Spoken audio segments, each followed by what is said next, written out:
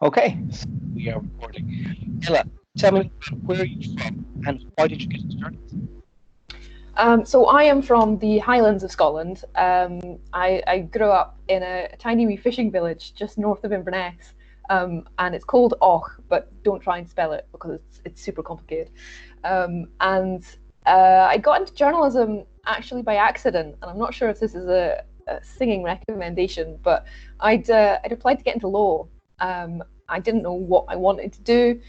Going into school, I was relatively better at English and history than I was at the sciences. So um, I applied for law and then failed my last year of exams. I tried to do an open reach philosophies course, and that didn't go well. So I then had to go to university through clearing, and I had the option of zoology or journalism. Went for the journalism one. And it turned out that I actually had an uncle who was a journalist down in BBC. So I talked to him and applied for it and had an interview with Amanda Geary over Skype, which was very unusual, and got in. And it was a bit of a transition because journalism is all about sort of self-starting and going out and getting something. And it was such a change to go and do that from school, where you turn up and you study, and then you continue studying and you get given homework and you go home and you do your homework. So it was a bit of a change. I remember feeling a bit uncertain in the first year, and then in the second year, first or second year, we got taught video, introduction to video, and I just took to it like a duck to water and ended up loving it. And then it's around about that point I realised I wanted to be a broadcaster, and graduated my BA. Took a year out to be student president, just to make sure that it was journalism I really wanted as opposed to falling into it. Realised that politics wasn't for me, and then I know, but just to be doubly sure. And then did the masters in broadcast journalism, and again loved the video side of things, and the radio took me a bit longer. I think I found the software really clunky, and I didn't understand why radio was so important when you could have pictures. And I've always been a very visual person, but when I graduated, TV, any jobs I went for, I didn't get, and then I set myself up as a freelance radio journalist, and did various shifts across Bauer and across Bauer is like one of the big radio stations in Scotland that does like Murray Firth Radio up in the Highlands. It also does Radio Clyde, and there's got loads of stations in just about every city in Scotland. So that was great. And I also worked for the independent station at the time, Kingdom FM in Fife, and just sort of worked my way up from there. How important was it to have variety between two different media organizations, and to see two different sides of doing the same thing to prepare you for the role that you're in now? I actually really enjoyed the differences between the radio stations because they both used different software. They were both in different patches of the world. So I'd never lived in Fife. I didn't know anything about Fife. And suddenly I found myself in this radio station having to cover 5 stories, and their bulletins were 5 minutes long, as opposed to Bauer, which were, no, they weren't 5 minutes, they were 3 minutes.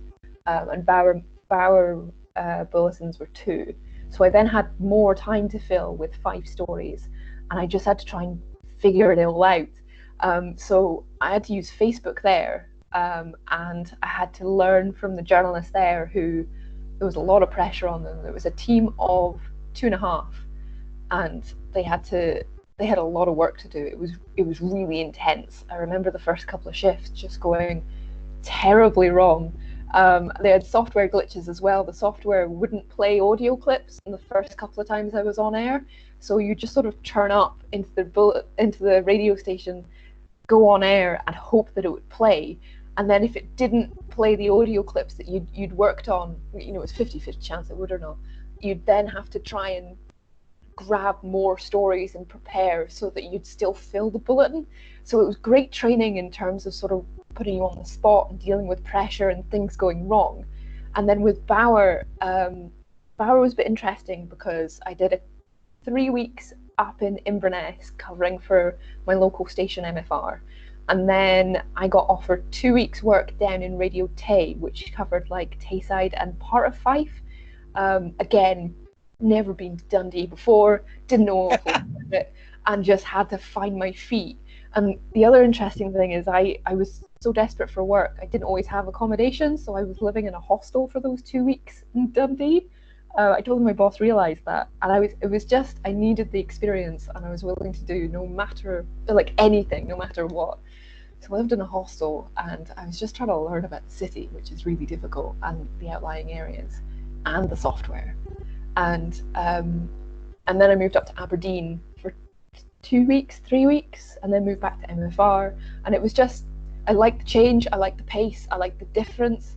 I took all of the best parts from the different radio stations I was working in. Some people had different tips, some people used different software, some people had different styles, like the way they like things written out. So I had to learn all that as well. And it was intense, and it was fast paced, and it was what I wanted to do, because you weren't stuck in an office all day, you didn't get into a routine. And my poor little car was driving from Aberdeen to Inverness to Dundee to Fife and Kirkcaldy, and it was great. It was intense, it was busy, and I think the best advice I can give is every time you go somewhere new, try and look out for what you can learn and the different techniques people have, because everyone's got their own story and everyone remembers different things. So you can learn from each and every one of them, even if it's learning what not to do. Which is also really, really important. Was there ever a point in this this grounding, we'll say, in Scottish broadcast journalism, that you thought maybe zoology and law would have been a better option? No, in school I used to say I've got a short attention span, but I think I just like to keep myself interested and busy. And law would have been awful. I'm well aware it would have been awful even when I was applying for it, but I didn't know what else to do, and better to aim for something that kept my parents happy. And I really like journalism because it's different, and it's not just the locations that were different. Every day is different. So you can go and you can cover, a really emotive story about a mum who's got a really sick kid, and it's very delicate, and you've got to take things a bit slower. You've got to push them for details, but not sort of push too hard because you don't want to upset them. And you've got to remember that you're getting more out of this than they are, and it's a very difficult balance to sort of walk along. But then the next day you could be covering a council meeting, and you're like, oh my gosh, I've got 106 pages to read of council talk and jargon, and what is the big deal with these public toilets closing? Who cares?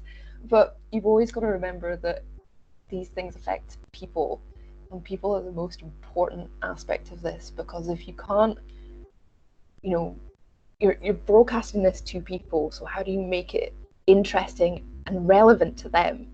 So zoology is great. I've got pets. I love animals, but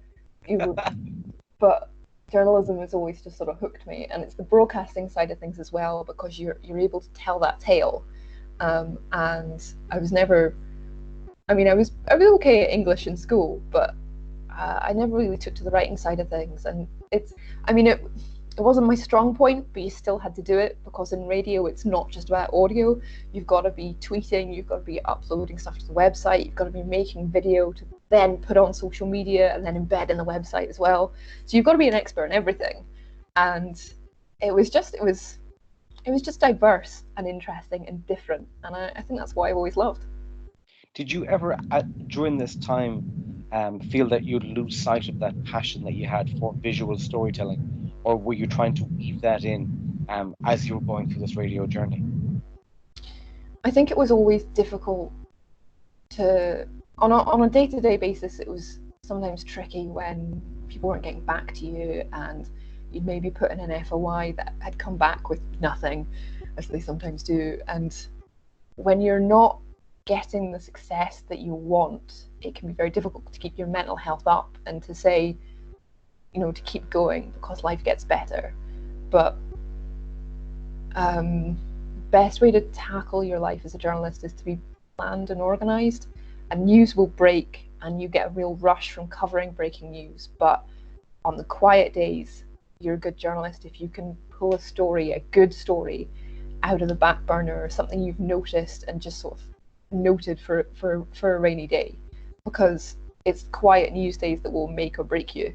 And I think knowing how to tackle that and deal with, the ups and downs of news, because you feel a lot of pride, you feel really keen when something goes right and you get an exclusive and you're happy.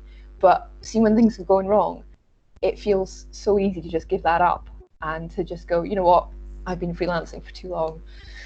I just want a 9 to 5 job. But keep an eye on the long-term goals as opposed to the short-term ones, and the journey is worth it.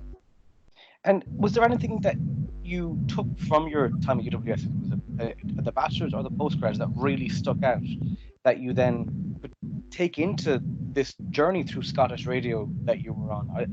Any kind of nugget or a point where you were in the middle of your broadcast journey across Scotland and you thought, oh, wow, I've done that before. I can use that. I think it was when I moved into TV. I joined BBC about 5 or 6 months ago as both a TV and a radio reporter. And it was when I returned to TV, I was suddenly getting sort of flashbacks to advice from yourself and Shona, just talking about painting the words to pictures. And audio is almost more important than the pictures are, because you can forgive bad pictures if the audio is compelling enough, but if a camera is shaky or out of focus, so that's what people are distracted by. And you don't, with radio, you have to describe it to paint the picture in people's minds, but with TV you almost have to talk around the subject because you're showing it to them anyway. So it was more when I joined BBC to be a TV reporter that all these sort of hints and tips around, using the pictures and not just slapping down some words to link one interview to another, that really sort of came back to me, because it's a lot more delicate and finessed than that. I don't think I fully appreciated that when I was learning it. So yeah, if that helps. You made the leap. You were freelancing in Fife, you were freelancing in Dundee, you were in Aberdeen, you were up in Inverness, you were back in Glasgow. You managed to bring all of this experience over the course of about 2 years together. And when you went to the BBC for interview, did you feel that you were ready to make that step, because you had been across the country, in essence? There's a wee gap in between that. So when I was freelancing, I ended up getting trained up as a newsreader for Bauer as well. And then I was working from Glasgow covering sport shifts at the weekends, which were awful. I don't know anything about sport, or I didn't at that point. And I had to teach myself all of that as well. Honestly, you should have heard my pronunciation of some of the football teams. Don't talk about that very often. So ladies in particular, if you don't know your football teams in Scotland, go and learn them, because it's now or never. So I was then doing that, and then I reached my peak in terms of freelancing. I couldn't fit any more shifts into my rota. I was getting predominantly Glasgow shifts, which was great because my partner lived in Lanarkshire, so I could see him a lot. And there was nowhere else to go, and I was a bit stuck, and I could churn through it, and it was getting a bit samey. So I knew at that point I needed to start looking for a full-time job to start climbing that ladder. And I hate to say it, but you rarely start in the big cities. I would have loved to stay in Glasgow, but I didn't have the experience, and it's almost accepted that you start in a smaller station and work your way up. Some people can break that trend, but I didn't. A job came up for MFR in the Highlands. I was like, my home patch, I can do this, I can succeed at this. Walk in the park. It wasn't a walk in the park, but it was nice to go home and have a patch where I could usually pronounce the place names correctly. And I used that. I was there for a year, and I used that year to show that I could dedicate myself to one patch. I could be the expert. Anything that broke, I could cover. Anything that, and I could churn out those quiet days. And my boss acknowledged that, and it was great, and I made local contacts, and I was even still finding stories in the patches that I'd covered, and then sending them to the respective sort of patches across Bauer, just going, hey, have you seen this? And sometimes they had, and sometimes they hadn't. So it was very much showing I could be a team player and that I could dedicate myself that way. And then after a year of that, I had a choice.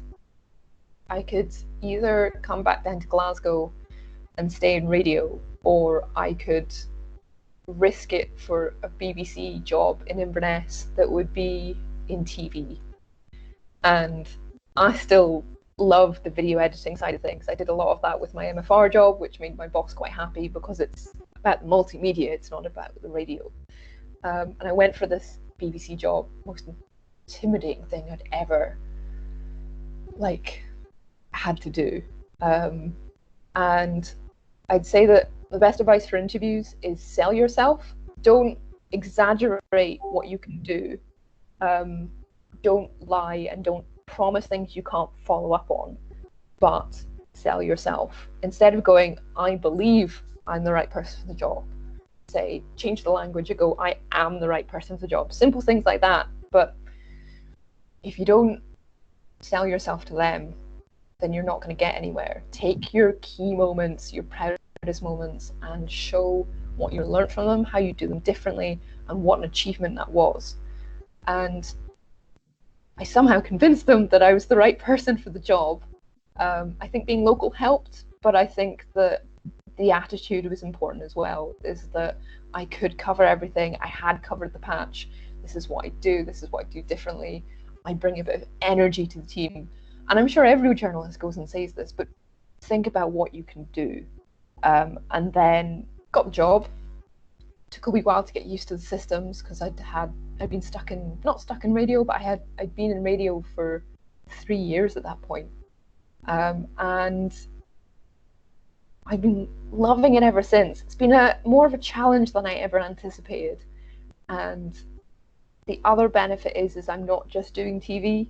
So I'll go out, do a TV piece, and then I'll take the audio from it and edit it into a radio package that then goes out on BBC Radio Scotland, and then I'll take little clips for the local bulletins. So it's so busy and so intense, but I think it was something I always wanted to do, and I knew that I had to build myself up in order to get to that point. So if you're desperate like me to get into TV, do your time, take what you can learn out of it, and just keep an eye on that long-term goal, because you can't always get to where you want to be immediately, but focus on the positives that you're learning along the journey to wherever you want to be. Jim Clancy, who we had last week as our guest speaker, talked about having a story, having one story that gives you attention, that you own, that you take control of, that makes your name for you. Was there a point over those 3 years in radio, and then over the time you've been with the BBC and television, that you've had a story that you've thought, I am the authority on this, and I own this story, and this gives me a platform to get recognised at a slightly higher level? Not yet, and I completely see where he's coming from, given the examples I've got from colleagues where they are known for covering one thing and really, really well. But as you probably gathered, I've sort of made myself into a jack of all trades. I can cover anything from emotional stories to council meetings to anything, to sport. And the reason I wanted to do that and sort of crafted my journey for that reason is so that I could accept any shift and get all the experience necessary. There was a classmate in my broadcast journalism course, not broadcast, sorry, the BA, the 4-year undergrad course, and he was very much wanted to be a motor journalist, and he was so focused on that, and he managed to go away and do it, and that's his sort of specialty, but it held him back in terms of learning everything else. In terms of what I tend to specialize in, I'd say that I'm maybe a bit on the geek spectrum, so I pick up like video game stories, or stuff on Reddit, or stuff that's trending a little bit faster than some of my other colleagues do.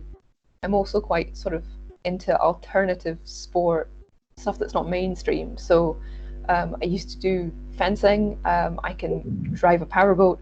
I go sailing, and I covered stories on windsurfing. And the other sort of area of expertise sort of came from my student president day, is because the student body is usually quite unusual and quite left, sort of left field, and anything sort of studenty or young person-y tends to come my way because I still got links there, and I've got the sort of attitude that is sort of more accepting. I've been described as woke, and I'm not entirely sure if I fit that, but but I think that I'm willing to listen to people and their stories, and I've done quite a few LGBT plus stories over my time that other people have maybe dismissed. So I'm still looking for my niche. I'm still looking for my one story that I could own, but I'm still very much in the early years of my career, and I think I can still sort of find what I'm really keen on. But yeah, there's no harm in having that one story from the beginning, but just make sure you do it, and you do it really well, and be remembered for it. A lot of the students who are watching this are going into a challenging work environment. We've seen huge amount of furloughs across the UK. We've seen huge furloughs in American media and European media. Would you say your approach, which was in a different time, 3 or 4 years ago, to be versatile, to be diverse, your subject material and your technical skills, is a possible solution to be a Swiss Army knife rather than being a specialist as we enter this more challenging and, I suppose, difficult climate in the next few months for these graduates? I think it worked for me, and the reason it worked for me is because I put work and dedication into it. So I knew I had links in the Highlands. I had a sister in Aberdeen. I could stay in the hostel in Dundee. In Fife, I drove back and forth from my partner's place, and I ended up covering shifts in Ayrshire and Dumfries and Glasgow as well. So I knew that was my strength above other people who graduated at the same time, who were a bit more settled. And I threw my time and effort into that. And there's no harm in doing that, but I think the focus, particularly now, will be in how you can use technology to serve yourself. So at the moment, I'm working from home and editing from home. And when you don't have access to all the fancy software, you've got to try and make that work. And how easy do you make it to feed in? Because journalism is a tough industry to work in, and excuses are not well received. So if you're struggling with something, you can ask for help, but turning around and going, I didn't file a story because, the internet is slow, or I couldn't find the software, or I'm not allowed into the office, it's not an option. So I think having a jack of all trades approach is a great way to open yourself up to more opportunities. But I think I don't have the answer, and annoyingly, because it's such an uncertain situation, and you can't even go and do work experience, because the advice I was getting even up to a year ago to try and break into TV was go give up your time, do work experience. And I couldn't do that at the time for personal reasons, but it's in a really tough situation, and I think the best way to make contacts is, if you see a story in any patch, make yourself a contact in a local newsroom that you maybe want to work your way up to, or the one that's maybe offering you shifts, and send in stuff you've seen. A screenshot to WhatsApp or attached to an email, just going, saw this, wasn't sure if you're covering. It goes a long way, because it means that people are thinking of you and how dedicated you are to the job, even when you're not on shift or getting shifts. The other way to get people to really notice you, and I've seen this happen a couple of times while I was working, is if you're in work experience, turn up with a really class story. Turn up with an exclusive, someone who hasn't spoken before, someone like a carer working in a care home with COVID-19 who's willing to give you a radio interview. You don't have to go meet them face to face, but if you could get that work experience, get that interview, send it in, or turn up going, I've got this really impressive idea. Get people to remember you when you have the opportunities, and that's the best way to break in. Because, I mean, I could have done the freelancing thing, and covering, you know, shifts right across the country till the cows come home. But what made me stand out in the MFR interview was the stories that I'd done exceptionally well. I was on a patch covering Dumfries, and a girl had to be rescued after going swimming with her friends, and the tide just swept them away. And I got an interview with the girl and with one of the other girls' mums, and that is that's journalism that stands out, because I'd gone from covering a story that everyone had to having exclusive access to this woman and the girl in a really emotional, life-threatening story. And all I'd done is I'd done a search on Facebook, gone through a couple of friends, searched it in a way and managed to find them and convince them online with a couple of words to get it. And the other one that made me stand out in my interview was I covered the Alicia McPhail, the wee girl in Butte that got killed by the 16-year-old. When there was a memorial a week after she died, I saw a post about the memorial. It had the day wrong. I was the only one to pick it up. And I got the okay from the bosses to go to Butte, did a 24-hour shift, and did a really emotive video covering the memorial. It's difficult because you've got people in a close-knit community who don't like strangers. They have just gone through a really traumatic experience where one of their own has, you know, attacked and killed one of their own, and they're in shock and they're in mourning, and you've got to try and film that in an emotive but also really respectful way. And that video had a particularly strong impact when it got aired, and you don't often get praise, but that was one I got praise for, even still being a freelancer. So to go back to your question, the best advice I can give you is make yourself stand out, and also do the jack of all trades thing, because the more experience you get, the more ways and techniques you learn to pick up these stories, and the better stories you get, the more you're going to be remembered. Perfect. I'm going to hand it over to John Murray. John, do you have any questions that you'd like to ask? If you want to unmute your microphone, it's not already muted.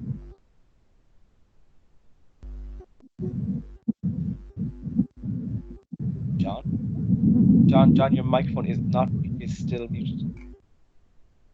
There we go. Hear you now.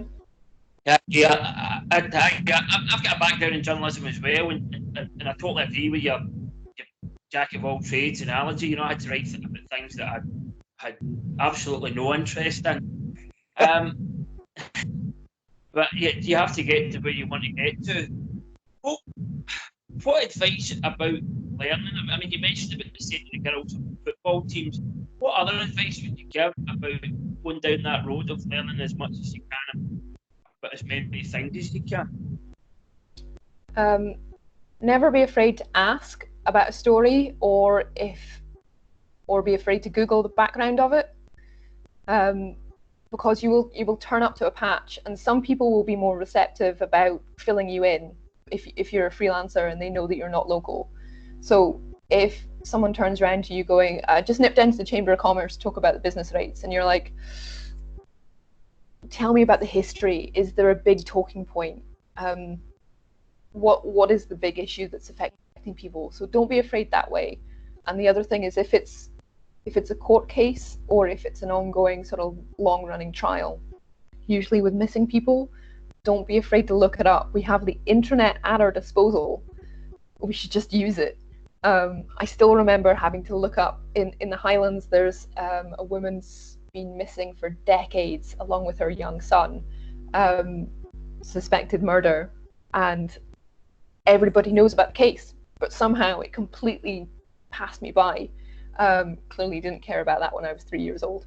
So I had to look it up, and it's complicated because this woman, she had a lover, and she was going down to see her sister, but she was actually going to go down and going down the A9 to see her lover, and then her husband's still around, and then her car was found burnt out on a lay-by, but they've never found the pram, and there's been loads of updates, and quarries have been searched, and I'm just like, I'm completely overwhelmed by all of this. But by Googling it and researching it, it means that you're slightly more knowledgeable, and to just take that time to learn about it. Put the call in, see if someone will speak, learn how to talk around a question. If you phone someone up, like the police, and they can go, I can speak to you now, do the interview, but start it off with going, tell me about the current situation, and then listen to that, but also plan your questions. But usually put in the phone call, try and get the interviews, and then go and research everything that you can so that you can ask the really important questions. You don't want to be sounding like someone who doesn't know what they're talking about. Yeah, absolutely. But you've got to sort of, sometimes you just have to fake it till you make it. But the best thing you can do is make sure you research everything if you don't know, and don't be afraid to ask, because that's the only way I succeeded. Very good. Can I ask another quick question, James? Is that okay? Do you think this is an exciting, I know we're talking about it being a hard time for journalists, but do you think this is an exciting time for journalists as well? I was working with News Quest, and they've actually just shut one of their major offices. I'm just wondering if this will be seen as a time where journalists can really hit the ground running, work from home. A lot of the money that was tied up with buildings that maybe don't need to be used can be utilised for paying us more wages and giving us more opportunities. I think it can give you more opportunities because you're actually in the same boat that everyone else is. Sorry, everybody's working from home. Some people have access to software from home that's supplied by the office, but I'm using Skype and I'm using voice memo, and I'm editing stuff online because it's faster and easier than trying to log into a BBC system. Yeah. Don't tell them I said that, by the way. So you're almost at an advantage because everybody's in the same boat, but your problem is trying to get stuff on air or published. So you can be writing stuff and going to the newspapers because they will be struggling for content. There is only one story, and eventually people get tired of just reporting the numbers. So how can you turn that to your advantage? Is there something that's happening locally that you can either write about or go pitch to them and go, can I cover this? So it's a difficult situation because resources are strained, but on the TV and the radio side of things, journalism has never been more important. People want to hear about this. They don't want to just hear about the numbers. They want to hear about the stories. They want to hear about people are suffering and how they're overcoming that. They want to hear about the communities that are coming together and how they're coming together. So if you can find the stories that people haven't covered and either highlight them to newsrooms or try and cover them yourself, write about it, send it into the newspapers, it might get you at least your foot in the door once things return to normal. Yeah. Currently, nobody's foot is going in any door because we're all locked down. Oh, thanks very much. Thanks for that. That's right. Esther? Hi.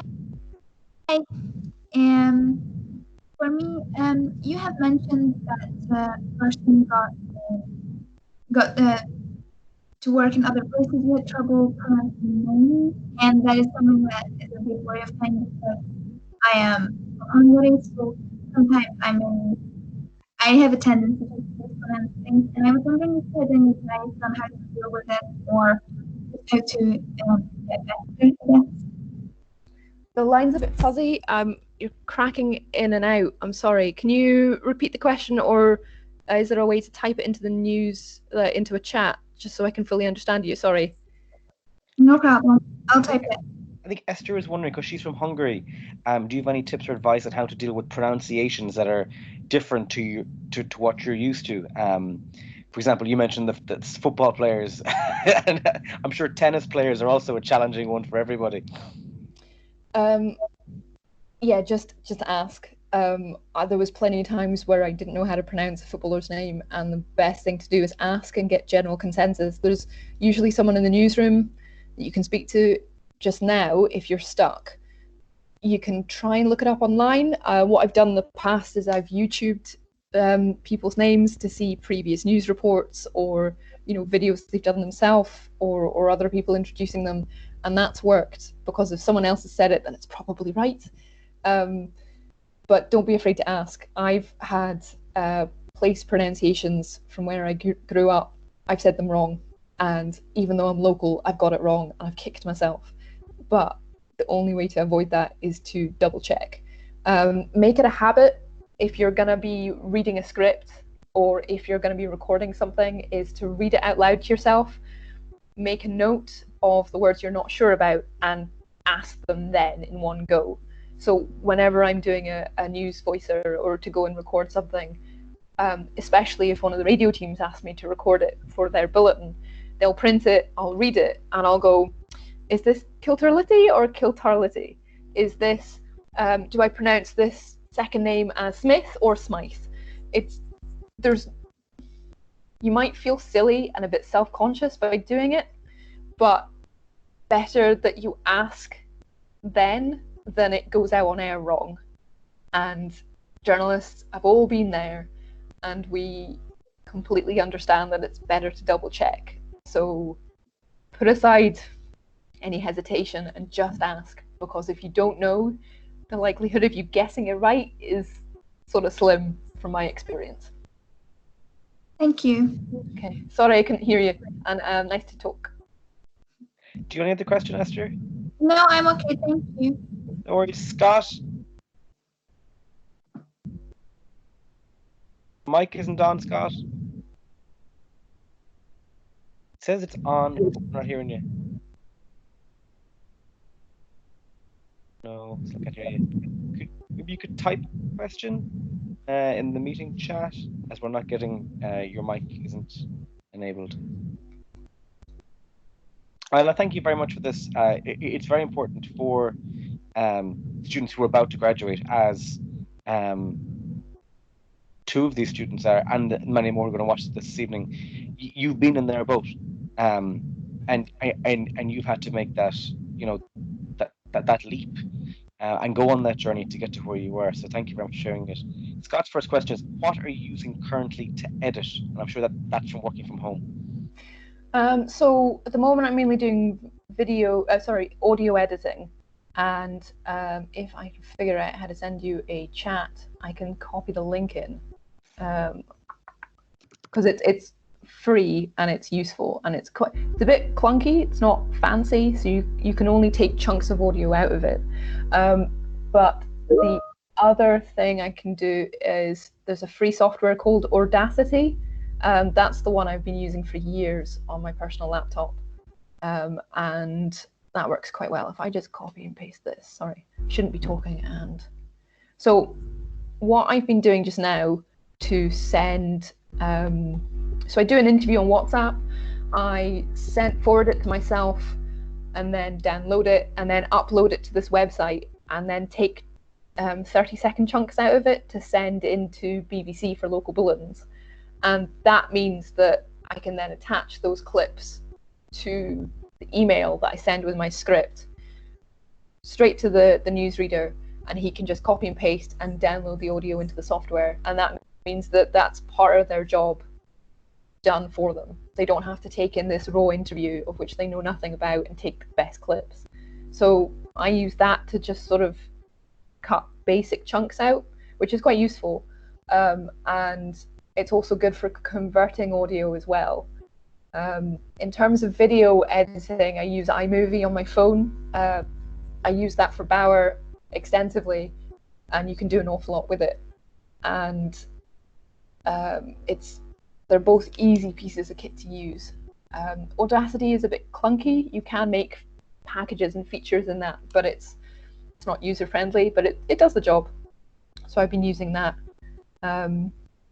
Yeah, so that's the main link I use just now, and it's good for converting WhatsApp audio into a usable format because it's not an MP3. Do you guys know how to use WhatsApp interviews to record from a distance?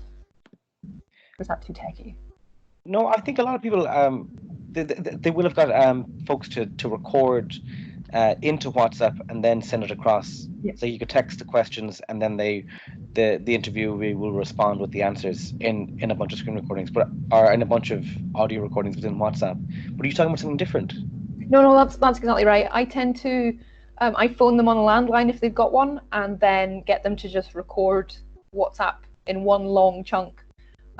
Because that means I don't have to email too many files to myself, but everyone's got a personal preference.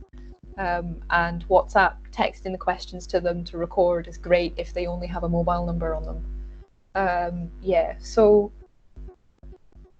You have Scott, another question here. Are you worried when you were freelancing that if you send ideas over, that the organization will just redo it and never get back to you? I mean, yes. It doesn't really apply to radio stations because that's just silly. If you're sending stuff in, you probably won't be paid for it because you're paid to turn up and do a reporter shift, not just one story. So bear in mind that's more about building the contact and getting them to remember you than it is about the money. So sending in the ideas, they can either take it or they won't, but they appreciate the idea or they won't use it. And I found that radio, you don't really have the time to be redoing someone else's work. It's so fast paced. You've got a deadline every hour. You're constantly hunting for the next story, and if one lands on your lap, you're gonna go in the they have like a daily phone call talking about story ideas. You're gonna go, we've had someone who's done work experience but is keen on freelancing for us, send in this idea. We follow it up. They actually did in the interview. We're using chunks of that. They're not going to discredit you because they don't get anything out of it. If you feel that you're more skeptical than I am, there's no harm in racking up a couple of ideas and then when you're going in for work experience, talking about them then. So you can play it one of two ways. It's probably easier to send in the stories when you've already got that contact. But at the moment, you guys are having to fight for just to be noticed because work experience is something that doesn't happen with social distancing. So it depends what you want to do, what you're more comfortable with. If big problem I had when I was starting was self-confidence and not being sure of myself. Not knowing if I was being a hassle by asking too many questions about pronunciations or if it was the right thing to be doing. So I was always double guessing myself.